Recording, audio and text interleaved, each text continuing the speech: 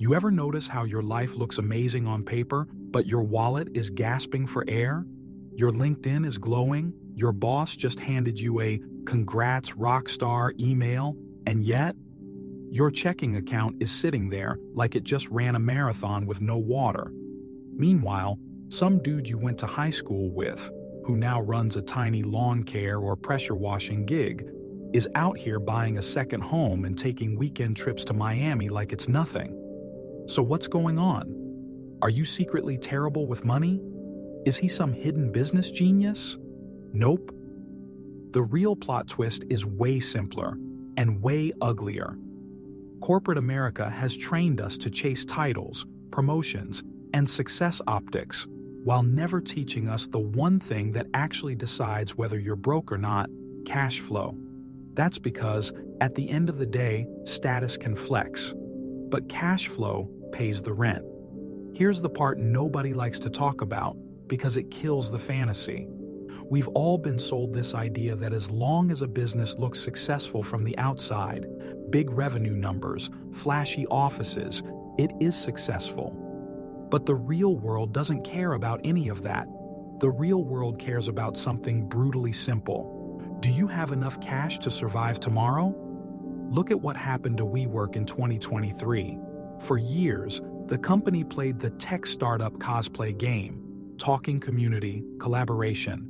They raised billions, spent billions, looked massive. On paper, they were a beast. Until one day they ran out of the one thing that actually keeps a business alive: cash. The brand didn't die because of bad vibes or bad ideas. It died because payroll and leases don't accept future potential as currency. Game over. The brand didn't die because of bad vibes or bad ideas. It died because payroll and leases don't accept future potential as currency. Same thing with Bed Bath & Beyond in 2023. A household name, stores everywhere. But behind the shelves was a company bleeding money faster than it could make it. Revenue? Fine. Brand recognition? Huge. Cash flow? A disaster. And when the cash dried up, the company collapsed, no matter how iconic it once was. This is the moment where the illusion cracks, because we've been trained to think revenue is everything. Look how much money the company made this quarter. But revenue is just a fancy number companies love to brag about. It doesn't tell you how much they kept. It doesn't tell you how much is actually usable. That's why the old school saying hits so hard: revenue is vanity, profit is sanity, but cash flow is reality. And you don't need to run $1 billion company to feel this truth in your bones. You've lived it. You can't pay your rent with expected income. Your landlord doesn't care about potential upside. Kroger doesn't take projected salary increases. Netflix doesn't accept accounting profit. Your real life, your actual day-to-day survival, runs on one thing: cold, hard cash. This is why so many people feel broke even when they technically earn good money. Because revenue, your salary, means nothing if your expenses eat it the moment it lands in your account. Profit means little if it's locked behind taxes, bills, debt, or lifestyle creep. What actually matters is the money that stays with you long enough to build something: your freedom, your runway, your options. When you start to see money this way, the world changes. You stop obsessing about how much you make and start caring about how much you keep. You start noticing which companies are hype machines and which ones are cash flow beasts. You start realizing why small, scrappy businesses outlast giant corporations. And you begin to understand the one truth corporate America hates to admit: status can be faked, revenue can be inflated, profits can be massaged, but cash flow never lies. At some point, you've got to make a decision about the type of player you want to be in this game of money. You've got to make a decision about the type of player you want to be. You can move through life like a goldfish, short memory, chasing shiny distractions, or you can start thinking like a shark. Sharks don't chase trends or get emotional about the latest gadget. Sharks care about one thing: cash flow, where it comes from, how stable it is, and how fast they can grow it. Most people don't think like that. Most people get their bonus, tax refund, or a little raise and immediately go, "Nice, time for a new TV, maybe that curved 75-inch one." And look, there's nothing wrong with wanting cool stuff, but that's the mindset of someone who's always one paycheck away from panic. Because here's the cold truth. That $1,200 TV is worth maybe half the moment it leaves the store, and after a couple of years, it's just another giant rectangle on your wall. A shark-minded person sees the same bonus and plays a different game. Let's say they get $5,000. They don't blow it on stuff that makes them feel rich for 5 minutes. They put it into something that pays them over and over. Maybe it's a small rental property, nothing fancy, maybe a condo in a mid-tier city. They turn that $5,000 into a down payment that brings in $300 a month. Fast forward 3 years, the TV buyer has an outdated device they'll probably replace again, while the shark-minded person has a cash-flowing asset paying them $10,000 plus across that time period. That's the gap. Not intelligence, not luck, mindset. This difference in thinking is everywhere, even in the corporate world. Look at Tesla versus Ford. Ford is the classic American giant, profitable for decades, slow-moving, predictable. Tesla? For years, Tesla looked borderline insane on paper. Negative profits, massive debt, Elon tweeting like it's a PR disaster. And yet, Tesla survived. It survived the chaos because it mastered one thing: cash flow, pre-orders, deposits, investor funding, millions coming in before cars were even delivered. That cash created breathing room, the freedom to take risks, build factories, and dominate. That's why startup founders obsess over one concept: burn rate. How fast they're spending money versus how fast money is coming in. If your burn rate is high and your cash flow is weak, you die quickly. If your burn rate is manageable and your cash flow is strong, you get runway, the time and freedom to grow. It's the exact same thing with your personal finances. If you spend recklessly and your cash flow is negative, you're basically a failing startup waiting for bankruptcy. If you control your spending and build multiple income streams, you're a company with long-term survival built into its DNA. Here's where most people go wrong. They assume money management is about cutting back on lattes and buying things only when they're on sale. That's goldfish thinking. Tiny, irrelevant fixes that don't change the big picture. Sharks don't waste energy on saving pennies. Sharks think about assets, income streams, leverage, runway, and long-term positioning. They understand that the path to wealth isn't through budgeting your life to death. It's through building systems that make money even when you sleep. So what does thinking like a shark look like in real life? It might mean choosing a duplex over a new car. It might mean putting money into index funds instead of bar tabs. It might mean creating a side hustle that brings in $300 a month instead of spending weekends doom-scrolling TikTok. Sharks ask one question before every purchase. Does this make me money or take money away from me? If it takes money away, it better have a damn good reason. And here's the part that scares people. Sharks play the long game. They're okay being underestimated now because they know their future selves are going to be light years ahead. While goldfish brag about buying the newest PS5 bundle, sharks quietly build systems that will buy every console for the next 20 years without blinking. The mindset shift isn't complicated, it's not glamorous, it's not Instagrammable, but it's the difference between always hustling for money and having money hustling for you. Once you start thinking like a shark, everything changes. You stop chasing the lifestyle and start building the infrastructure that funds the lifestyle. And that's how you escape the trap. If you really want to escape the paycheck-to-paycheck hamster wheel, you've got to start looking at your life the same way founders look at a startup.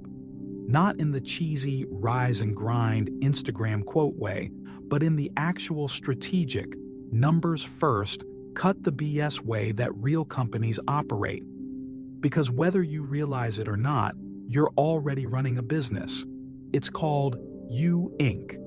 And every dollar that hits your account is part of your funding round. Every bill you pay is part of your burn rate. Your job? Stretch your runway long enough to grow, make strategic moves, and build freedom instead of stress. Think about how tech startups behave. They don't blow their seed funding on fancy offices or gold-plated espresso machines. Okay, some of them do. And those are the companies that crash and burn on TechCrunch 6 months later. The startups that survive are the ones that manage their burn rate, invest in the right systems, and keep enough cash on hand to weather dry seasons. That's exactly how you need to operate. Your salary is not your income. It's your capital injection. If a founder gets $200,000 from investors and spends $199,000 on a BMW, you'd call him an idiot. But when a 26-year-old gets a small raise and immediately finances a $45,000 truck because interest rates are only 6%, suddenly that's normal? No, man. That's just bad financial leadership. To make this simpler, because most personal finance advice feels like homework, forget the old 6-jar system. Let's modernize it for real life, real bills, real temptations, and real goals. This is where the 3-bucket system comes in. It's stupid simple, insanely practical, and designed for people who want their money to work without feeling like they're living in monk mode.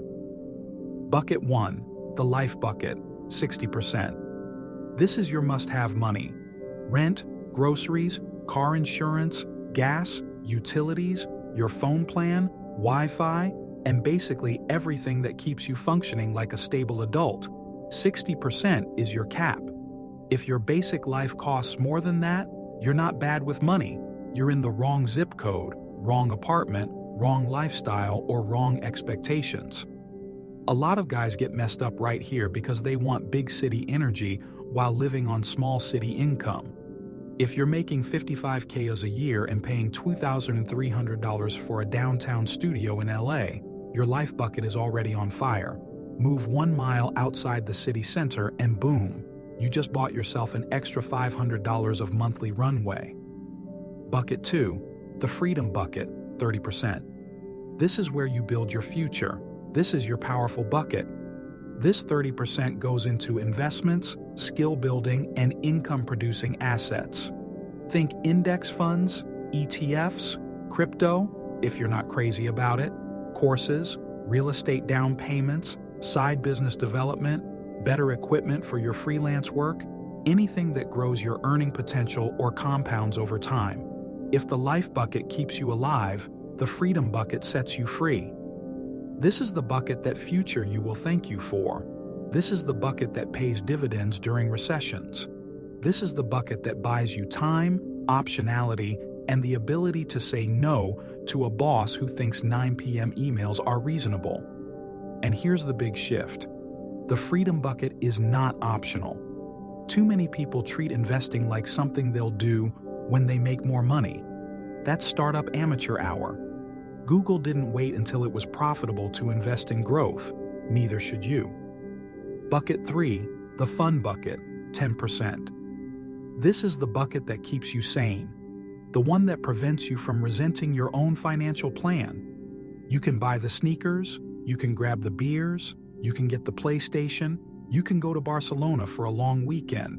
Just don't let this bucket overflow. 10%. No guilt, no shame, but no excuses either.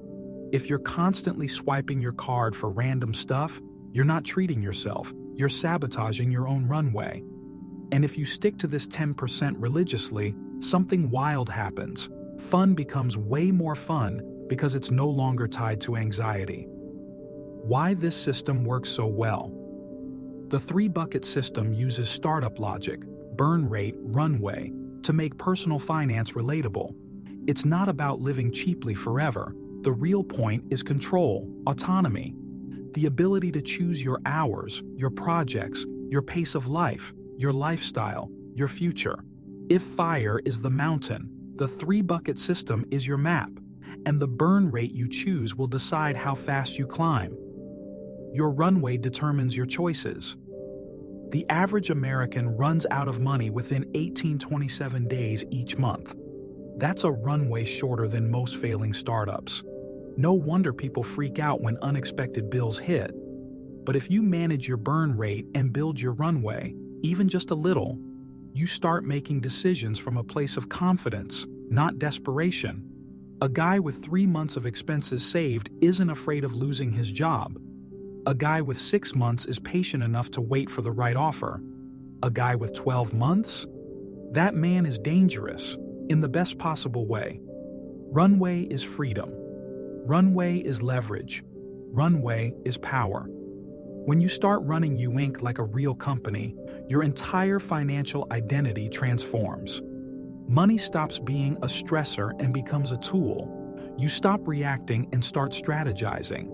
And once that shift happens, the escape from the cash flow trap becomes not just possible, but inevitable.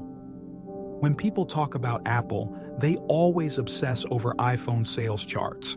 But here's the real plot twist. Apple isn't the world's most valuable company just because it sells phones. Apple is a cash flow monster because of something way less flashy: recurring revenue. Every time you pay for extra iCloud storage, stream music on Apple Music, buy an app, subscribe to a fitness plan, or forget to cancel a free trial, Apple quietly scoops up a small piece of your paycheck. It's not loud, it's not sexy, but it's predictable, and predictability is the holy grail of cash flow. What makes this even crazier is how Apple structures their money engine. They get paid first. Developers get paid later. That means billions of dollars sit in Apple's hands before anyone else touches a dime. Imagine your landlord forcing you to prepay rent for the next 3 months and then using your money to invest before they even unlock your apartment. That's Apple. They collect early, spend late, and keep the difference flowing. And then there's the war chest. Apple holds around $200 billion in cash and marketable securities, just chilling like a final boss stash. Most companies panic when a recession hits. Apple just shrugs and decides whether to buy back more shares or acquire another entire industry. That giant pile of cash acts like a shield, an investment vehicle, and a launchpad for new revenue streams. It's not saving for safety, it's saving for dominance. This is why Apple can make massive moves without begging investors for permission. They can fund giant R&D projects, keep prices stable during inflation, play hardball with suppliers, and roll out new services instantly. When you have that much money flowing in every month, the world bends to you a little. But here's the part that matters for you. Not because you're building the next iPhone, but because Apple's model is a blueprint for personal finance in your 20s and 30s. Apple doesn't rely on one-time transactions. They stack small, consistent, reliable payments that hit every single month. If iPhone sales flatline for a season, services revenue keeps the lights on, the engineers paid, and Wall Street smiling. The lesson? Build recurring income, even tiny streams. Whether it's a side hustle subscription, a niche Patreon, or dividends from index funds, recurring revenue is stability. It smooths out chaos. One-off wins feel good, but recurring cash flow builds empires. In other words, if you want real financial power, stop chasing big payouts and start building your own subscription model. It doesn't have to be huge, it just has to be consistent. And consistency, not hype, is what separates fragile success from Apple-level dominance. You don't need Wall Street-level skills to take control of your money. You don't need a finance degree, a fancy budget template, or some guru yelling at you on TikTok. What you do need is one simple habit that can flip the entire game. For the next 30 days, track every dollar that comes in and every dollar that leaves your pocket. That's it. Use an app, use a note on your phone, scribble it on a whiteboard, whatever keeps you consistent. The goal isn't perfection, it's awareness. Because once you see where your money actually goes, you can't unsee it, and that's when things start to change fast. This is your first move toward real control.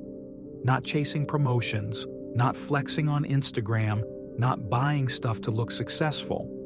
Mastering your cash flow is how you stop living on autopilot and start living with intention. So here's the bottom line. Stop chasing status. Start understanding your money. Master your cash flow. That's the path to independence, to breathing room, to actual freedom. Not the kind corporate America tries to sell you, but the kind you build for yourself.